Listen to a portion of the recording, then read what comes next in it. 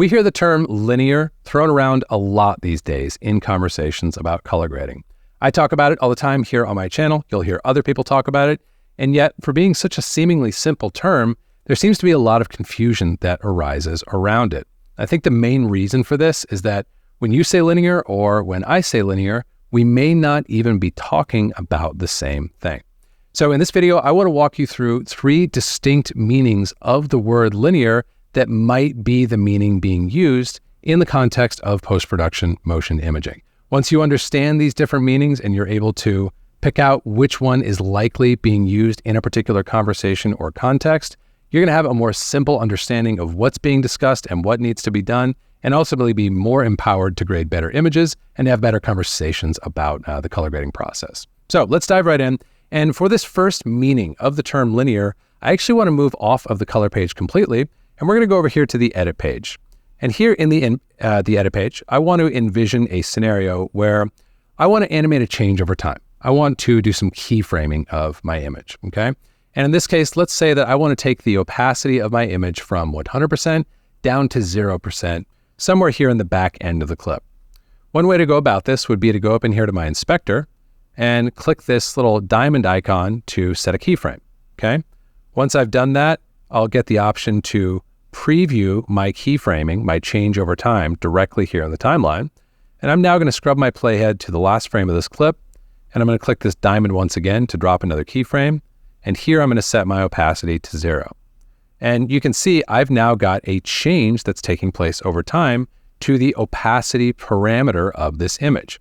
Now, I start off with this because if you come from a motion graphics background or from an animation background or an editing background, as I do, it's likely that the very first time you heard the term linear used, it was to describe this type of change that we see happening to our image over time. It's a way of describing a particular style of keyframing. Its counterpoint would be what's often called an eased form of keyframing, where we would actually say, hey, I don't want to linearly descend from 100 down to 0. I actually want to have kind of a mellow start where I don't drop quite so quickly. And then toward the end, I want to slow down as I approach my endpoint. This has application in all kinds of areas of post-production motion imaging, but this is a counterpoint to linear keyframing. This is eased keyframing, okay?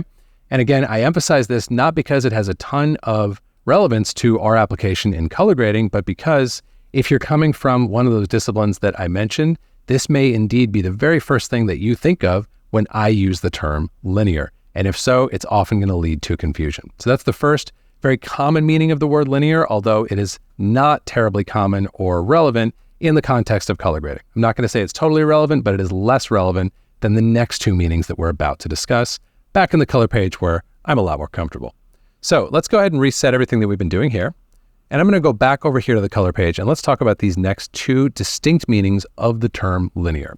To do this, we're going to go to this grayscale ramp that I've prepared here. And you can see right now I have a linear ramp. This is just a hard straight line that represents the journey from pure black up to pure white, okay? Now, the next meaning that can often be the one that's being used in the context of color grading is to refer to a linear operator. I want to give you an example of a linear operator. Gain is a linear operator. Let me give you a few more. Lift is a linear operator. Offset is a linear operator. And you can see what I mean, hopefully, when I say these things are linear operators.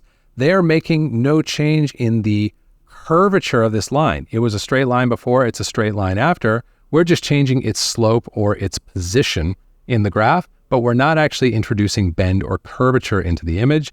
That's what we mean when we refer to gain or to lift or to offset as linear adjustments, okay? A contrast to that, a counterpoint to that, would be something like gamma. You can see gamma is actually introducing bend into this image. Another great contrast to that, not surprisingly, would be my custom curves. I can do any number of decidedly non-linear things to my image when I apply changes in my custom curves, okay? So that would be the meaning, and here in our curves and looking at that gamma example, a couple of counterpoints to the idea of a linear operator. A linear operator introduces no curve or bend in the signal. A nonlinear operator does introduce some sort of curvature or bending in the signal. That's meaning number two. That's a very common way that I will invoke the term linear, even here on my channel. It's not the most common. We're going to get to that next, but it is a common one that I'll bring up, and I'll say gain is a linear operator. When I say gain is a linear operator, I hope now you understand a little bit more what I mean when I say that. I now want to talk about the third meaning of the term linear. This may be the most applicable. This is probably the meaning that I am most often invoking when I use the term linear here on my channel. And it can be slippery because it kind of relates to what we were just talking about, but it is distinct. The third meaning of the word linear is to refer to the space that we are grading within. So it's not to refer to what we are doing in the space. That would be our second example. That would be our linear operator, something like gain. This third meaning is to refer to the space that we are operating within, okay? Now, to get a better understanding of that, let's refer once again to this ramp that we have graphed here in our waveform. And let's imagine that this represents a linear relationship between scene values. So everything has a linear relationship to one another, like so, okay? This represents, again, that journey from pure black to pure white, as was shown to the camera, okay? So everything has a linear relationship. What's interesting is in color grading, that's usually not the domain or the context that we are grading our images in. We are often grading our images in color grading, especially if you hang out here on the channel, inside of a log curve. And to get a sense for what that means, let's drop this lin to log conversion here onto my ramp. You can see this is itself introducing curvature to the original scene state values, right? We're compressing things down into a different curve shape than we had before. And this third meaning essentially means we are doing stuff in a domain like this, where we are still in linear, versus a more common domain like this, where we are in log. So when I say to you, I am working in linear, I don't mean that I'm applying a linear operator. I certainly don't mean that I am applying linear keyframing of any sort. What I mean is that I am applying my adjustments here in my scene or camera linear state of things, as opposed to here in my log state of things.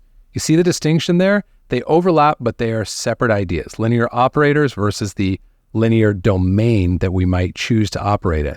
Now, this again kind of changes with your context. If you work in visual effects, for example, you're very accustomed to working in linear. That's where much of the visual effects process actually takes place.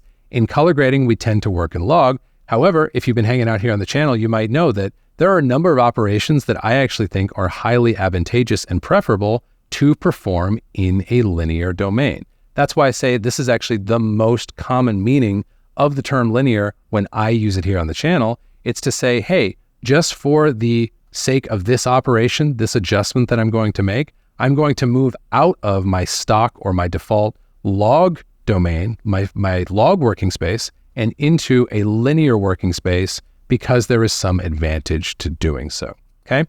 So that's that third meaning, and I hope that now that we've rounded up all three of these, you can see how they're easily confused with one another, but hopefully that it's pretty easy to inventory these three meanings and to assess which one are we likely talking about right now.